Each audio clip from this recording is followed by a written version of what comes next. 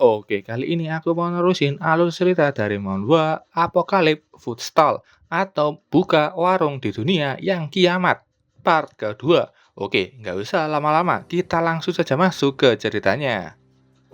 Sebelumnya, Xiao Liang menyelamatkan wanita bernama Gu Yue dan dia adalah orang yang punya kelompok penyintas.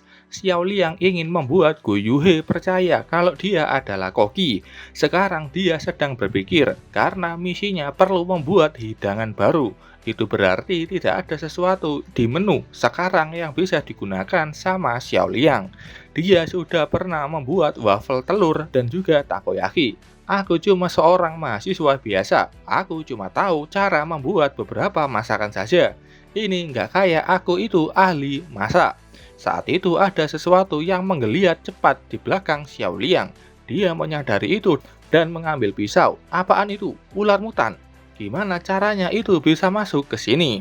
Itu bukanlah ular mutan, tapi Xiao Bai yang sedang main-main dengan kulit ular mutan itu. Melihat itu, Xiao Liang ingat kalau celana Xiao Bai sebelumnya sobek. Jadi Xiao Liang waktu itu hanya mengambil sepotong kain saja untuk membungkusnya. Dan sekarang Xiao Bai sedang main-main dengan kulit ular itu. Mungkin kedinginan. Xiao Liang minta maaf padanya. Aku pikir ada jarum dan benang di laci. Aku akan perbaiki untukmu secepatnya. Di bagian belakang, Gu Yue menunggu mulai kesal.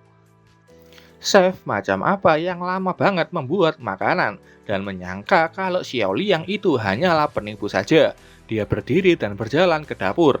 Di dapur terlihat Xiao Liang yang bukannya masak malah menjahit.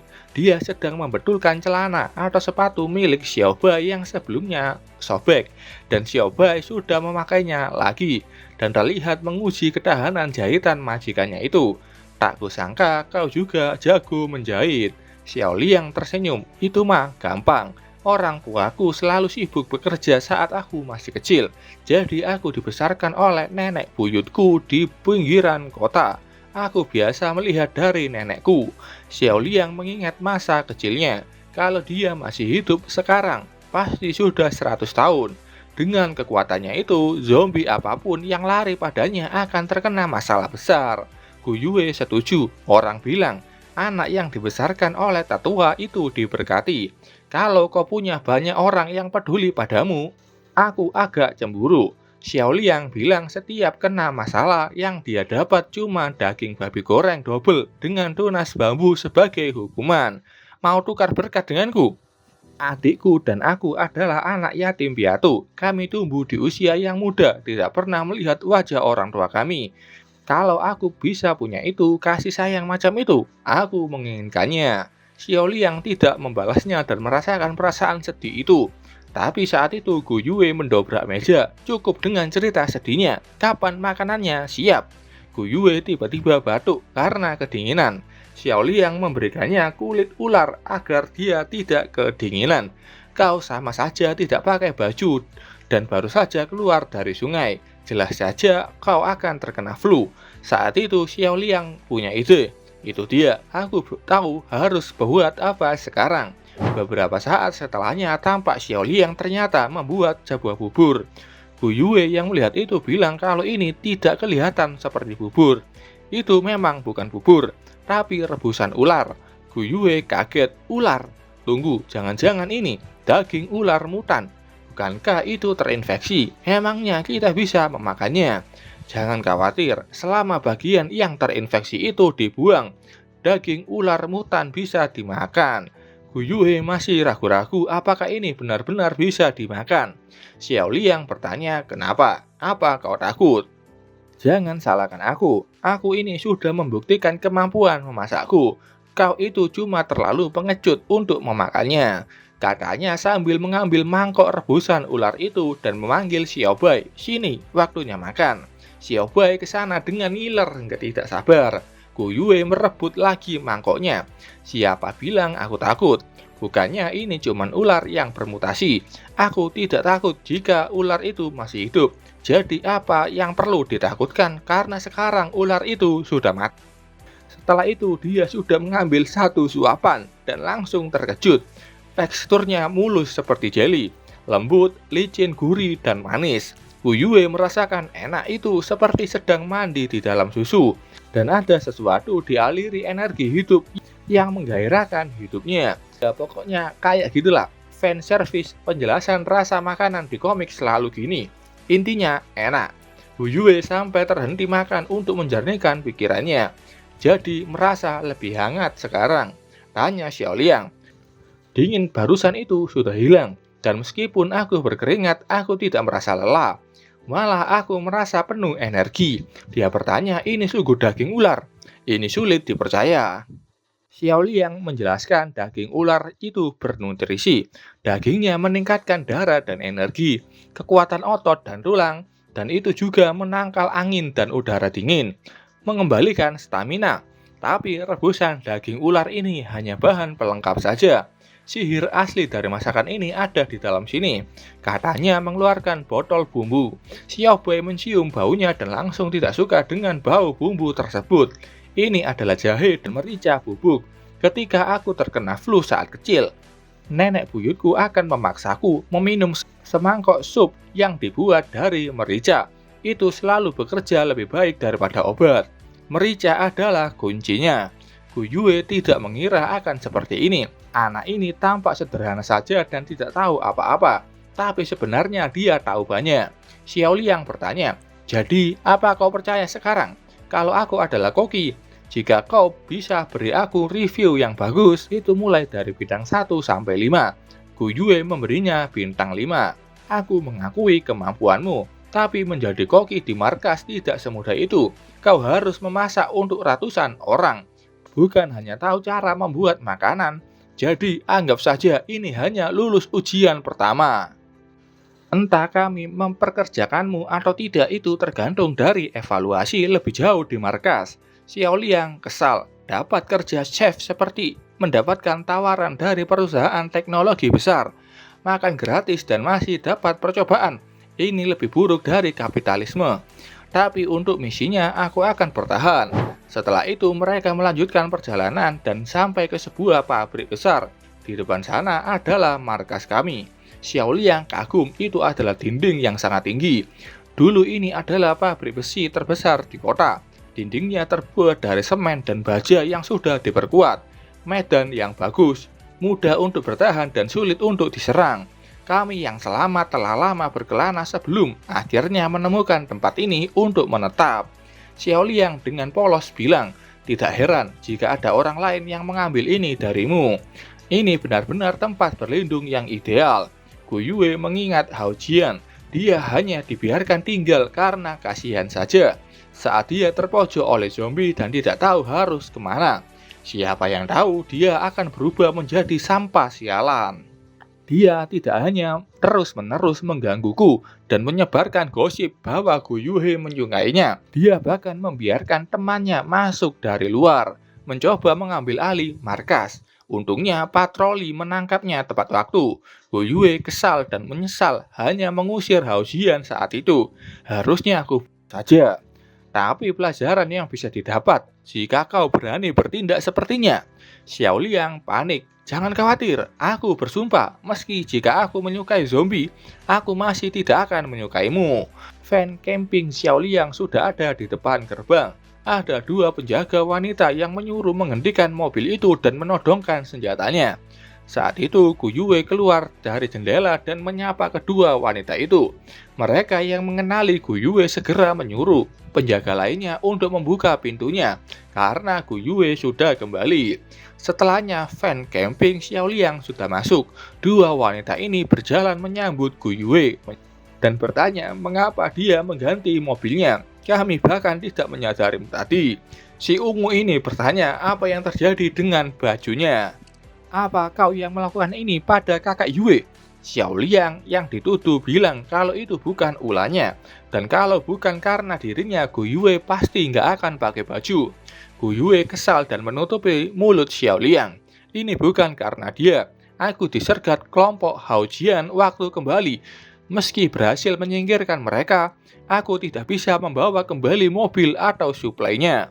Keduanya kesal, Hao Jian, sialan itu. Jika nggak diselamatkan kakak Yue saat itu, dia pasti jadi zombie. Pengkhianat yang tidak tahu terima kasih. Si Ungu bertanya siapa mereka, menunjuk Xiao Liang dan Xiao Bai. Dua orang ini adalah koki baru yang aku rekrut. Gu Yue bilang sudah makan biskuit berhari-hari. Maaf jika membuat yang lain menderita. Hari ini kita akan memperbaiki makanan kita dan menyajikan sesuatu yang hangat. Gu Yue ingat mereka mau nangkap babi liar sebelumnya. Tapi sejak koki terakhir teracunan, nggak ada yang tahu cara membuatnya. Jadi daging babi itu masih ada di penyimpanan. Di mana kakek Liu suruh dia mengeluarkan dagingnya. Gu Yue meminta Xiao Liang memasak yang lezat. Mari lihat apa yang kau bisa. Membuatku bekerja tanpa seteguk air itu. Kau benar-benar kejam. Kedua wanita ini bingung mau memberitahu. Katanya kakek Liu sedang dipanggil kakak Cheng. Gu Cheng, but Gu Yue bingung. Sementara itu di ruang penyimpanan, ada daging yang dibuang ke tanah. Ada wanita dengan pakaian bagus bilang kalau dia tidak mau benda menjijikan itu. Pria ini menenangkannya, memanggilnya Hong Hong. Jangan marah. Jangan khawatir, aku tidak akan pernah membiarkanmu makan sesuatu seperti itu lagi. Dua orang ini marah-marah ke kakek Liu, menuduhnya tidak memberikan makanan bernutrisi dan memberinya sampah saja. Kakek Liu bilang itu bukanlah sampah, itu daging babi liar. Kayaknya ini bocah, Gu Cheng. Dia kesal dan menuduh makanan di dalam sana sudah rusak. Dan bagaimana itu bisa disebut makanan bernutrisi? Dia berlari ke ruang penyimpanan. Akan kucari sendiri. Kakek Liu mencegahnya. Gudang itu adalah area terlarang di markas. Tanpa izin dari Nona Gu, nggak ada yang bisa masuk. Dua rekannya menarik kakek Liu. Gu Cheng itu adalah saudara kandung kakak Yue. Bagaimana dia tidak bisa diberikan izin? Kau punya kuncinya. Jangan berlagak seperti kau punya wewenang. Gu Cheng berteriak, itu benar, perkataanku juga perkataan kakakku, biarkan aku masuk atau kau akan menyesal. Saat itu ada orang yang teriak bertanya, Gu Cheng, kau pikir apa yang kau lakukan? Itu adalah Gu Yue dan dua wanita sebelumnya. Gu Yue sudah pakai baju yang sama saja terbukanya. Xiao Liang ikut ke sana juga. Gu Cheng kaget dan senang kakaknya itu sudah kembali. Kau masih belum menjawabku. Di jam ini, bukankah kau seharusnya keluar untuk mencari perbekalan? Mengapa kau kembali ke markas? Dan mengapa kau mencoba masuk ke gudang? Gu Cheng beralasan kalau ada sesuatu tak terduga dan kembali lebih awal. Dia teriak kesal. Aku menyuruhnya membuka gudang untuk mendapatkan makanan dan dia memberiku makanan sampah. Dia jelas tidak menghargaimu sama sekali. Menunjuk ke kakek Liu. Nona Gu itu tidak benar. Itu Tuan Gu Yang. Gu Yue menghentikan kakek Liu meneruskan penjelasannya. Dia melihat daging babi yang dibuang sebelumnya. Ambil. Katanya singkat menyuruh Gu Cheng untuk mengambil daging itu. Gu Cheng bingung dan tidak tahu maksudnya. Aku bilang ambil. 3 orang terluka selagi menangkap babi liar itu. Yang paling parah masih tidak bisa keluar dari ranjangnya. Setiap butir makanan dan air di markas ini didapatkan dengan darah dan nyawa. Siapa yang menyuruhmu menyia-nyiakannya? Gu Cheng dan dua orang ini langsung terdiam dengan perkataan masuk akal Gu Yue. Xiao Liang kagum. Ketika Gu Yue menjadi serius, dia punya sosok pemimpin. Sangat berbeda ketika dia berlari kencang sebelumnya. Tapi adiknya ini, ada perbedaan antara saudara kandung ini yang sangat besar. Wanita ini meminta maaf. Ini salahnya dan jangan salahkan Gu Cheng dan yang lainnya.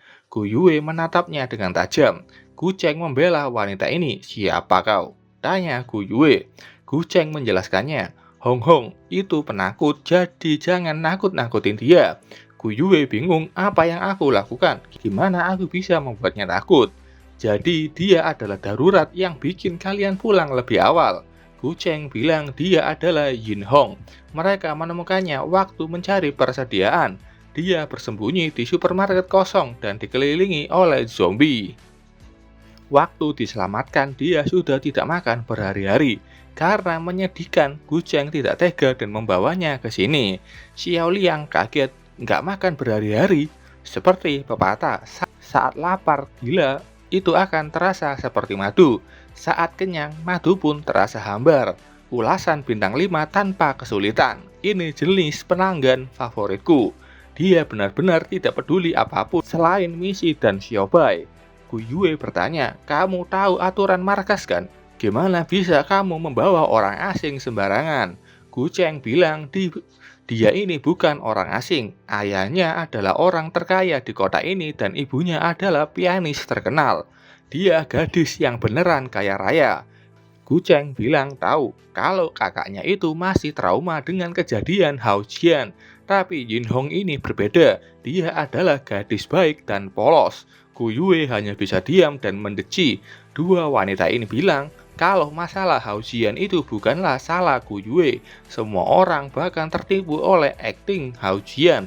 Hao Jian itu sangat jahat. Tapi bukan berarti Yi Hong itu otomatis jadi orang baik.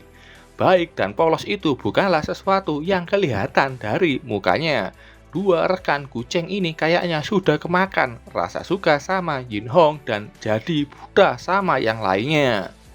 Dan terjadi perdebatan tidak penting terjadi. Xiao Liang yang melihat itu pun bingung, kenapa kok malah ribut. Tapi biarlah, makin ribut makin lapar mereka. Itu bikin misinya akan jadi lebih mudah. Dia berteriak dan menari menyuruh mereka untuk terus berdebat.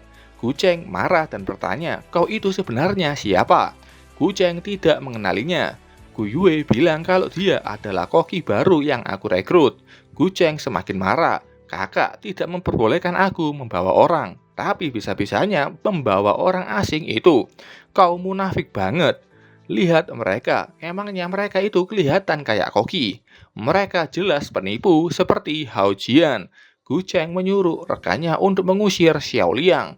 Dua orang ini ke sana dan menyuruh Xiao Liang keluar sekarang juga. Xiao Bai tidak membiarkan dua orang itu mendekati masternya dan dengan mudah menaklukkan keduanya. Xiao Bai, lepaskan. Gimana kamu bisa menyakiti pelanggan segitunya? Dia berbisik padanya, kalau mau memukulnya di kaki saja. Gimana mereka bisa makan kalau tangannya sakit? Xiao Liang meminta maaf. Pelayannya ini memang temperamen. Sebagai perminta maaf, kalian berdua akan mendapatkan lauk gratis. Jangan lupa kasih ulasan bintang 5. Kata-kata itu semakin membuat kedua orang ini kesal dan marah. Yin Hong saat itu menoleh melihat Gu Cheng yang sudah mengeluarkan pistolnya. Mereka melawan. Mereka jelas-jelas orang jahat. Gu Yue panik dan menyuruh adiknya itu berhenti. Tapi Gu Cheng tidak mendengarkan dan langsung menembakkan pistolnya itu. Tembakannya kena tepat sasaran, membuat Gu Yue dan yang lainnya kaget melihat kejadian cepat itu. Xiao Liang terjatuh setelah terkena tembakan. Xiao Bai melihat masternya terluka dan jatuh memasang wajah marah. Dia berteriak kencang ke arah pelakunya. Dengan gerakan cepat dia berlari dan menendang pistol yang ada di tangan Gu Cheng. Apa-apaan ini? Gu Cheng bingung apa yang sebenarnya terjadi. Xiao Bai tidak tunggu lama dan menghajar Gu Cheng terus-terusan. Gu Cheng wajahnya bengkak-bengkak dan meminta Xiao Bai untuk berhenti memukulinya. Dan selanjutnya dia menggigit lengan Gu Cheng dengan begitu keras. Gu Cheng berteriak kesakitan. Dia kesal kedua wanita ini yang pura-pura tidak lihat padahal dia sedang digigit. Yin Hong meminta dua orang ini untuk membantu Gu Cheng, tapi dua orang itu menolak karena mereka sudah tahu bagaimana kekuatan Xiao Bai. Dia kesal dan sifat aslinya keluar, mengejek kedua orang ini tidak berguna. Xiao Bai semakin kuat menggigit lengan Gu Cheng. Dia meminta tolong pada kakaknya dan menyebut Xiao Bai itu gila. Gu Yue tidak peduli padanya dan malah meninggalkannya. Dia berjalan mendekati Xiao Liang dan duduk di depan tubuh Xiao Liang yang sudah tidak bergerak. Dia menutup mata Xiao Liang, meminta maaf kalau saja dia tidak membawa Xiao Liang ke sini. Dia tidak menyangka dia akan terbunuh karena ini. Saat itu Xiao Liang yang sudah seperti mayat malah membuka matanya lagi. Xiao Liang jungkir balik dan bangun. Seakan dia baik-baik saja dan tidak terluka sama sekali. Mereka yang melihat kejadian itu hanya bisa kaget. Xiao Bai senang dan melepaskan gigitannya ke Gu Cheng. Dia berlari dan memeluk Xiao Liang. Jangan khawatir, bosmu ini tidak akan mati segampang itu. Xiao Liang langsung menatap tajam Gu Cheng. yang mulai ketakutan. Ini mustahil, bagaimana bisa kau masih hidup? Xiao Liang ke sana dan menarik bajunya. Sialan, kau main tembak saja tanpa aba-aba. Kalau aku tidak bereaksi dengan cepat, maka muka tampanku ini bisa hancur. 1 menit sebelumnya, tembakan Guceng yang melayang. Xiao Liang panik dan bertanya ke sistem untuk menggunakan skill Show Off. Super Speed Boost aktif. Berkat itu, Xiao Liang bisa melihat lintasan peluru itu. Jadi begini rasanya punya kemampuan super cepat. Rasanya seperti sekitarku menjadi lambat. Aku bisa memprediksi seluruh gerakan semua orang. Xiao Liang berhasil menghindari peluru itu dan sangat senang. Pamer itu rasanya enak sekali.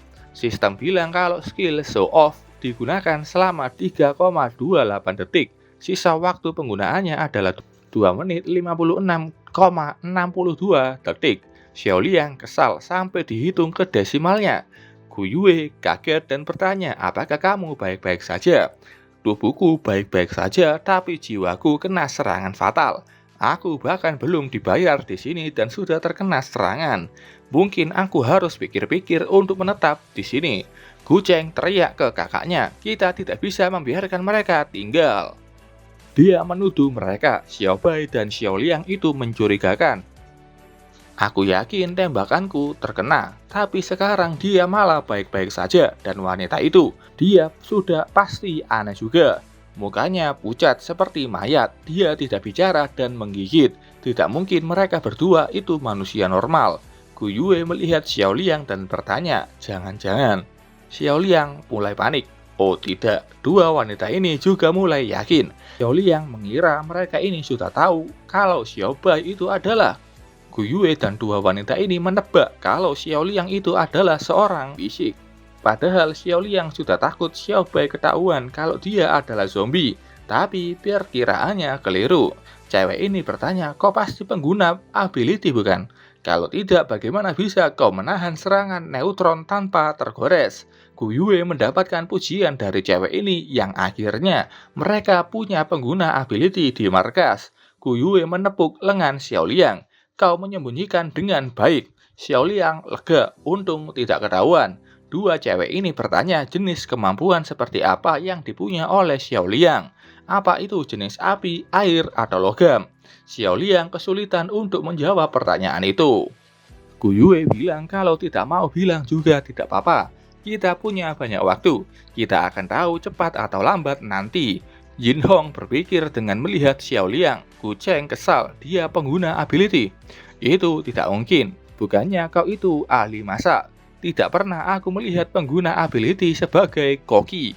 Xiao Liang masih menyombongkan kalau dia itu yang terpilih. Tapi aku terlahir suka memasak. Kenapa tidak bukan? Gu Cheng kesal melihat sifat Xiao Liang yang itu. Dua orang ini langsung paham karena sudah merasakan bagaimana ditendang Xiao Bai barusan. Dan kalau dihitung bersama Gu Cheng, mereka sekarang punya 3 orang pengguna ability. Xiao Liang bertanya, kau juga pengguna ability? Kekuatan tidak terduga, apa yang membuatmu bisa dihabisi oleh Xiao Bai kayak gitu? Gu Cheng kesal, itu bukan urusanmu. Gu Cheng itu seorang bibit ability, tapi dia belum awakening. Jadi sebelum seseorang awakening, pengguna ability menunjukkan berbagai macam tanda. Demam tinggi, halusinasi, tanda aneh di tubuh. Orang-orang seperti ini akan disebut bibit ability. Gu Cheng tampak menenangkan Yin Hong. Dia yakin kalau dia akan segera awakening. Lalu kita lihat bagaimana orang-orang itu yang bahkan tidak mau menggunakan kekuatannya bisa tetap bertingkah sombong. Yin Hong bilang padanya kalau dia selalu percaya pada Gu Cheng itu yang terkuat. Xiao Bai kesal ke Gu Cheng yang mengejek majikannya. Gu Cheng trauma dan mundur ketakutan. Gu Yue menengahi mereka. Urusan hari ini selesai di sini. Kau bisa tinggal, tapi basis kita itu adil. Gak ada yang boleh makan sebelum mereka bekerja. Dan apapun yang ada di gedung ini adalah milik umum. Tidak ada penarikan pribadi. Siapapun yang melanggar peraturan itu akan langsung keluar. Mengerti? Yin Hong menjawab dengan pelan, mengerti. Gu Cheng membelanya dengan bilang kalau dia yang butuh perlengkapan. dan itu tidak ada hubungannya dengan Yin Hong. Berhentilah mengganggunya. Gu Yue menatap adiknya itu dengan pandangan yang begitu tajam, membuat Gu Cheng terdiam. Pak Tua Liu, cek gudang dan ambil beberapa sayuran segar. Kita akan punya makanan tambahan untuk menyambut pendatang baru. Gu Yue menyemangati Xiao Liang untuk memasak dengan baik. Jangan membuatku malu. Xiao Liang kesal, itu penyambutan pendatang baru, tapi yang masak tetap aku. Saat itu Gu Cheng mendapatkan ide. Dia mau menebus perbuatannya ke Pak Tua Liu barusan dengan menyiapkan bahan makanan itu. Setelah itu di gedung yang digunakan sebagai kantin, orang-orang dari markas sudah mendengar kabar adanya koki baru dan dia adalah pengguna ability. Mereka bingung karena pengguna ability itu mau memasak buat mereka. Mereka senang akhirnya bisa makan makanan yang layak dan tidak sabar menunggunya. Di dapur terlihat banyak sekali bahan yang sudah buruk. Selada busuk, telur basi, kentang yang sudah bertunas. Xiao Liang bertanya, "Kau ingin aku membuat makanan dengan bahan-bahan seperti ini?" Gu Yue bertanya ke adiknya itu, "Apa yang terjadi?" Gu Cheng bilang itu karena 2 hari ini hujan menggenang lapangan. Gudang cuma punya beras dan tepung. Telur-telur itu pun sulit ditemukan. Kayaknya 3 orang ini dengan sengaja mengambil bahan-bahan yang sudah buruk dan menyulitkan koki baru mereka agar disalahkan oleh orang-orang di markas. Gu Cheng bilang ini untuk uji kemampuan memasaknya dan mengubah yang busuk menjadi keajaiban. Xiao Liang sarkas, "Terima kasih atas kepercayaanmu itu." Dalam hati dia sudah tidak heran dan tahu kalau anak ini merencanakan ini untuk menjatuhkan reputasinya. Dia berdiri, "Aku punya sistem sendiri, aku bisa mendapatkan bahan apapun. Ayo kita lihat siapa yang menang."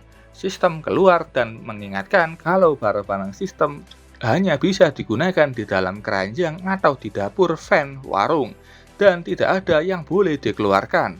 Dan ya memang 3 orang ini berniat buruk padanya dan dengan akting ekspektasi tinggi pada keahlian koki baru itu. Kalau tidak bisa memasak makanan yang layak, dia dan Gu Yue akan kehilangan muka. Gu Cheng senang dengan rencana itu. Yin Hong bertanya, "Gu Yue itu masih saudaramu, apa itu tidak berlebihan?" Sudah bosan aku sama orang seperti ini. Yang satu memanfaatkan sifat lemah cowok, yang cowok bodohnya gak ketolongan. Apalagi si Gu Cheng ini, bodohnya, aduh. Katanya satu pengguna ability itu sudah cukup di markas ini. Dia tidak mau membiarkan siapapun mengancam posisinya itu. Padahal dia sendiri belum awakening. Di kantin, orang-orang yang menunggu mulai bertanya-tanya kenapa kok belum siap juga. 2 cewek ini masuk ke dapur dan bilang semua orang sudah tidak sabar. Xiao Liang bilang kalau bahannya itu buruk, cuma nasi saja yang masih bisa dipakai. Terburuknya kita cuma bisa membuat bubur. Gu Cheng mendengar itu dan langsung memberitahu semua orang di luar kalau koki Gao Xiao Liang akan memasak bubur polos untuk semua orang. Mendengar itu mereka pun kaget karena ekspektasi mereka itu sudah tinggi, bisa makan enak dengan sup yang lezat. 2 orang ini menambahkan hal buruk ke Xiao Liang dengan bilang kalau hal baik itu akan digunakannya sendiri dan kalau mereka marah, pengguna ability itu bisa pergi ke basis lain. Dan ya karena omongan itu, orang-orang mulai tahu kenapa pengguna ability ini mau memasak untuk mereka. Hanya untuk mengambil bahan-bahan dan sumber daya mereka. Xiao Bai marah karena majikannya dituduh yang tidak benar. Xiao Liang masih tenang. Bocah ini beneran tahu cara membuatku menjadi penjahat.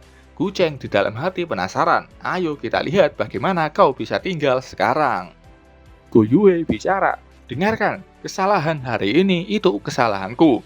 Aku mendapatkan masalah di jalan dan tidak bisa membawa sumber daya. Jadi Chef Gao tidak punya apapun untuk digunakan. Aku berjanji akan segera menemukan bahan-bahannya dan tidak akan mengecewakan kalian lagi. Ibu ini percaya padanya dan tahu mencari bahan-bahan itu tidak mudah. Kembali dengan selamat adalah hal yang paling penting. Dan ya kebanyakan dari mereka juga percaya pada Gu Yue. Kalau tanpa dirinya pun entah apa yang terjadi pada mereka di sini. Dan gak mengeluh kalau hanya makan bubur saja. Gu Yue senang dengan pengertian rekan-rekannya. Yin Hong bicara, memuji Gu Yue yang bisa membuat rekan-rekannya itu percaya padanya.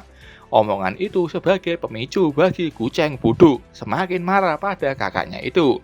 Dan itu disengaja sama gadis sok polos ini, membuat perselisihan antara dua saudara. Ibu ini bilang ke Xiao Liang, gigi orang tua ini sudah buruk, aku suka bubur polos. Orang-orang di luar juga menyemangati mereka dan jangan pedulikan kata-kata orang-orang. Xiao Liang di dalam hati bingung.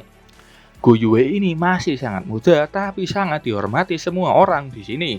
Dia akan menjadi luar biasa suatu hari nanti, dan dengan basis sebesar ini dan kepemimpinannya, pokoknya basis ini harusnya berkembang. Tapi kenapa di dalam 9 kehidupan pertamaku, aku tidak punya ingatan tentang seseorang seperti Gu Yue ini? Ini akan terjawab di part selanjutnya. Rekan cewek Gu Yue bilang kalau dengan babi yang disiapkan tidak hancur, kita tidak akan terjebak dengan bubur. Dua pria ini kaget dan kesal. Kita sudah bekerja keras untuk menangkapnya. Siapa yang mengacaukannya? Tanya nona muda ini di sini. Dia pikir daging itu kotor dan melemparkannya ke tanah. Yin Hong mulai dituduh dan ditanyai kenapa kok menyanyiakan makanan. Gu Cheng si anak bodoh membelanya. Katanya Yin Hong itu besar dengan makanan yang layak. Dia tidak pernah melihat seperti itu. Itu normal kalau dia tidak bisa menerimanya. Dan omongannya itu didukung oleh dua orang bodoh lainnya. Rekan Gu Yue bilang, kita picik dan kau baik hati. Menurut aturan, menyanyiakan makanan itu berarti kehilangan bagianmu. Karena kau sangat murah hati padanya, kami akan menguranginya dari jatahmu. Yin Hong meminta maaf dan bilang kalau tidak sengaja menyanyiakannya. Aku hanya tidak mau membuat yang lain dalam bahaya. Gu Yue bertanya, apa maksudmu? Setelah itu kotak berisi daging babi itu dibawa ke dapur. Gu Cheng, bukannya kau bilang dagingnya sudah kebuang? Gu Cheng bertanya dengan berbisik ke Yin Hong, ada apa ini? Dua rekan Gu Yue mulai kesal. Jadi seseorang ingin menyimpan ini sendirian dan berakting seperti nona muda untuk menyelinapkan diam-diam. Gu Cheng kesal dan menyuruh mereka untuk berhenti menuduh Yin Hong. Sekarang kita sudah menemukannya, kita mau mengembalikannya. Yin Hong tiba-tiba berteriak dengan wajah yang panik. Dia bilang kalau itu adalah daging yang terinfeksi virus. Mereka kaget saat tahu kalau itu daging yang terinfeksi. Yin Hong menjelaskan kalau daging itu hitam dan punya bau aneh. Aku tahu bau itu dengan sangat baik. Itu adalah bau busuk dari zombie. Aku menyuruh Cheng Nan dan Cheng Bei, nama dua orang bodoh ini kayaknya, untuk menyimpan ini supaya tidak ada yang memakannya secara tidak sengaja dan berencana membakarnya nanti. Benar, lihat saja warna dagingnya.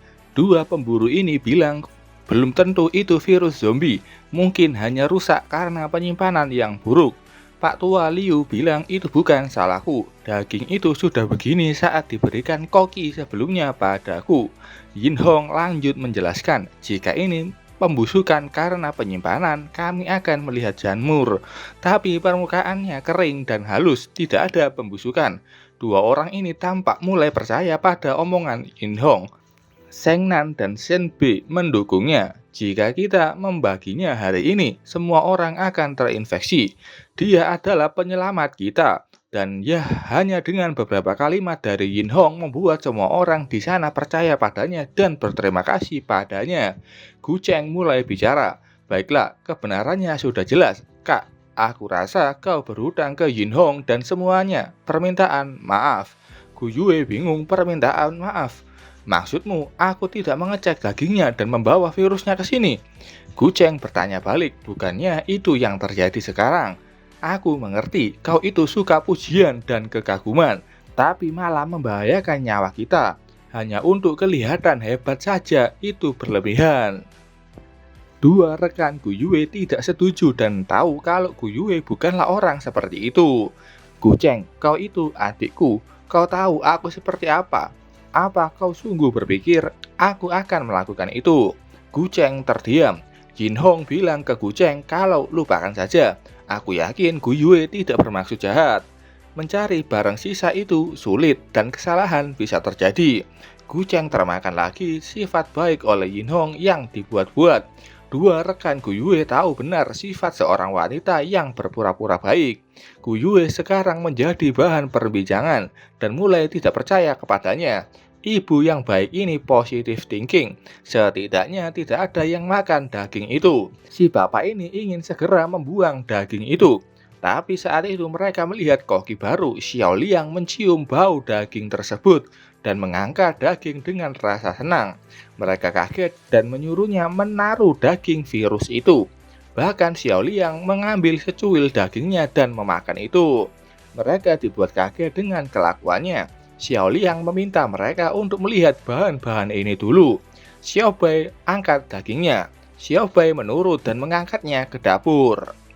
Di sana Xiao Liang mulai memasak. Dia sudah menyiapkan nasinya. Setelah itu dia mulai memotong kecil daging babi itu dan menyajikannya di atas nasi yang sudah matang. Gu Cheng dan dua orang bodohnya ini kesal. Apa kau ingin memberi kami makan daging virus ke semua orang dan membunuh kita semua? Orang lain juga bertanya, apa kau bercanda? Aku tidak mau berubah menjadi zombie. Siapa bilang daging mutan tidak bisa dimakan?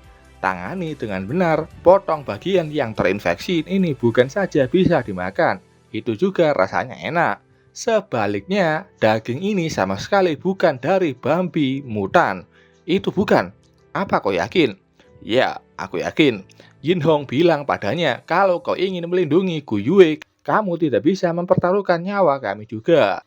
Shen Bei dan Sheng Nan teriak ke semua orang untuk tidak mendengarkan Xiao Liang. Kalau itu bukanlah mutan, kenapa itu warnanya hitam dan baunya busuk? Jelas itu adalah virus. Xiao Liang menjawab, itu menunjukkan kalau kau tidak tahu apa-apa. Ini adalah daging babi yang sudah diawetkan dan dikeringkan dengan udara. Biar aku tebak, koki yang sebelumnya pasti dari selatan. Gu Yue bertanya, bagaimana kau tahu? Benar juga, dia punya aksen selatan yang kental. Dia juga bilang padaku, dia dari Guishan. Xiao Liang tahu, gaya daging awetan ini khas Guishan di daerah selatan yang lembab. Karena udaranya lembab dan makanan mudah basi. Penduduk lokal di sana memotong daging dalam potongan besar, lalu menggosoknya dengan garam, kecap, dan gula. Setelah itu digantung di tempat teduh untuk dikeringkan oleh udara. Kulitnya jadi keriput dan menghitam. Proses ini menjaga air di dalamnya, menjadi tahan busuk selama berbulan-bulan. Bau menyengatnya adalah lapisan pelindung akibat pengeringan. Tapi begitu dipanaskan, aromanya akan luar biasa. Xiao Bai ngiler dengan bau daging babi itu, karena dagingnya sudah dimarinasi. Metode memasaknya pun sederhana. Kau hanya perlu menggunakan uap dari nasi untuk memasaknya, membiarkan lemak dan rasa daging terserap dalam nasi. Lalu taburkan daun bawang dan jadi nasi claypot yang menggugah selera makan. Semua orang mulai tidak sabar untuk memakan nasi daging babi itu. Gu Cheng panik, jangan dengarkan dia. Gimana jika chef dari selatan itu belum mati sekarang? Siapa yang bisa membuktikan daging ini sudah bersih? Yin Hong acting sedih. Kak Gu Yue, kita sudah memaafkanmu. Jadi kenapa Koki Gao membuat kebohongan yang memperbesar masalah? Xiao Liang jalan membawa masakannya. Antara daging bersih atau daging yang terinfeksi virus, satu gigitan akan membuktikannya. Yin Hong tidak bisa menolak suapan dari Xiao Liang. Semua orang menunggu bagaimana responnya. Yin Hong masih belum mau mengunyah atau menelan makanan itu. Xiao Liang bilang, tolong jangan sia-siakan makanan. Xiao Bai mendekatinya dan memaksanya mengunyah dan memakan masakan Xiao Liang. Rasa daging awetan itu mulai dirasakan oleh Yin Hong, dan setelah itu dia mulai mendeskripsikan bagaimana rasa daging itu, dan seperti berlari di dalam hutan rimba sambil menunggangi babi liar. Pokoknya enak bukan main, sampai membuatnya tertunduk. Gu Cheng bertanya apakah dia baik-baik saja. Shen Bei dan Sheng Nan tanya apakah rasanya itu buruk. Dalam hati, Yin Hong tahu kalau daging itu rasanya sangat lezat sekali. Xiao Liang memandanginya dengan senyum percaya diri. Orang lain tahu walau wajahnya merah, tapi dia baik-baik saja dan dia bahkan kelihatan lebih sehat. Itu jelas bukan cara virus zombie bekerja. Ibu ini meminta maaf ke Gu Yue karena hampir percaya pada mereka. Gu Yue tidak mempermasalahkannya. Selama kesalahpahaman itu sudah selesai, itu tidak apa-apa. Mereka juga sekali lagi pindah haluan dengan percaya pada Gu Yue. Xiao Liang menyiapkan makanannya. Tentu saja jika kalian menikmatinya jangan lupa untuk memberikan review bintang 5. Mereka semua sudah mendapatkan satu piring makanan itu dan langsung memakannya. Bapak ini berteriak kalau itu sangat lezat. Dan ya, mereka mulai menikmati makanan itu. Cewek ini bertanya ke Yin Hong, wanita muda kaya macam apa kau ini? Bahkan tidak tahu daging yang diasinkan. Apakah ayahmu itu seorang miliarder palsu atau sejenisnya? Orang-orang mulai kesal ke mereka yang menuduh Xiao Liang. Padahal berkatnya mereka bisa makanan enak ini. Yang harusnya minta maaf adalah kalian semua. Semua orang berteriak ke 4 orang ini untuk minta maaf. Yin Hong melihat pandangan Gu Yue dan Xiao Liang. Dia mulai berakting menangis sedih dan berlari keluar dari sana dengan cepat. Kalian semua terlalu berlebihan. Melihat Yin Hong menangis keluar, Gu Cheng kesal. Dasar sialan, kau pasti merusak dagingnya. Tuduhnya ke Xiao Liang. Aku itu koki, bukan kambing hitam. Berhenti omong kosong. Aku ingin berduel 1 lawan 1 denganmu. Tidak boleh ada yang membantu, terutama kau. Tunjuknya ke Xiao Bai. Xiao Liang dalam hati tahu Gu Cheng ini pengecut. Mau memilih target yang lebih muda dari Xiao Bai. Sistem memberinya selamat. Dia mendapatkan bahan langka dan membuka skill baru. Culinary message. Xiao Liang bertanya, skill apa itu? Saat itu, Shen Bei dan Sheng Nan di belakang Xiao Liang dan mencegat Xiao Liang agar tidak bisa bergerak. Ini adalah contoh-contoh orang-orang yang diperbolehkan untuk dipukuli bareng-bareng. Xiao Liang kesal, apa-apaan ini? Kita sudah sepakat tidak ada yang boleh membantu. Dan kau langsung melanggarnya. Gu Cheng sudah maju. Katanya siapa yang perlu aturan untuk berurusan dengan penipu kayak Xiao Liang. Dia juga membawa pisau dapur dan mengarahkannya ke Xiao Liang. BTW Xiao Liang di sini tidak bisa memakai pantulan defense warung karena warungnya ada di luar gedung. Gu Yue dan yang lainnya teriak khawatir, bukannya ditolongin malah diam aja. Xiao Bai mau menolong Xiao Liang, tapi dihentikan oleh Xiao Liang. Jangan bergerak Xiao Bai. Dia berhenti dengan pandangan bingung. Karena kau datang langsung padaku, aku tidak akan segan-segan. Waktu yang tepat untuk menguji skill baruku. Xiao Liang dengan kuat melompat dan menendang pisau di tangan kanan Gu Cheng. Dia meloloskan diri dari 2 orang lainnya dengan mudah dan menggunakan culinary message pada Gu Cheng. Tendangan pertama kena ke perutnya, lalu ke kaki dan dadanya. Gu Cheng yang menerima serangan itu terlempar dan saat dia mau bangkit dan marah ke Xiao Liang, dia kaget karena tubuhnya tidak mau bergerak. Dia bingung apa yang terjadi. Tubuhku tidak mau bergerak. Tangannya bahkan kakinya, dia tidak bisa mengontrol mereka. Dan ya setelah itu dia tidak bisa ngapa-ngapain. Pasti langsung minta kakaknya untuk membantunya. Gu Yue ke sana dan bertanya apakah dia baik-baik saja dan kenapa dia sangat ceroboh. Gu Cheng panik. Aku tidak bisa merasakan apapun. Apa aku akan mati? Gu Yue bilang kau tidak akan mati. Tubuhmu baru saja mendapatkan goncangan yang besar dan ototmu lumpuh sementara. Itu akan hilang dalam beberapa saat. Xiao Liang akhirnya mengerti skill barunya. Saat koki menyiapkan daging, mereka seringkali melunakkan dengan palu untuk menghancurkan serat dan saraf sepenuhnya. Ini diperlukan agar daging lebih lembut dan berasa. Biasanya disebut pijat daging. Jadi itu yang dimaksud culinary message. Sheng Nan dan Sheng Bei kaget pria ini sekuat itu dan bahkan lebih nakutin dari pria itu. Selanjutnya giliranmu, kata Xiao Liang pada mereka dan melihat pandangan mengerikan dari Xiao Liang. 2 orang penakut ini melarikan diri dan meminta ampunan. Gu Yue meminta maaf. Gu Cheng salah hari ini dan bisakah Xiao Liang melupakannya untuknya? Gu Yue ini terlalu baik untuk adiknya. Xiao Liang bilang aku tidak peduli selama dia tidak macam-macam denganku lagi. Dan ya setelah itu Gu Cheng yang tidak tahu terima kasih digotong tandu keluar dari dapur.